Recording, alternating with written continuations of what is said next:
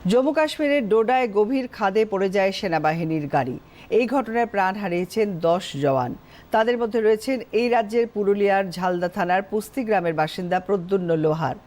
জওয়ানের মৃত্যুতে তার পরিবারের শোকের ছায়া।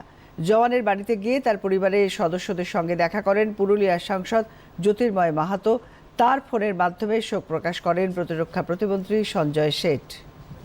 हमारे डिफेंस मिनिस्टर है माननीय संजय सेठ जी। हाँ ठीक है, तो लाइन है और बात आप बात कीजिए। जी जो बहुत दुखद लेकिन देश के लिए शहीद हुए। हम लोग पूरा खड़े हैं एकदम साथ में। तो भी देखिए दुखदाई है, अच्छा गया है हमारा, लेकिन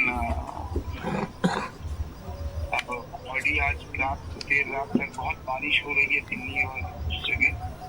बहुत देर रात रांची पहुंच रही है, करीब पौने 1 बजे रात में, फिर कल पहुंच जाएगी। लेकिन हम सब पूरे आपके परिवार के साथ खड़े हैं।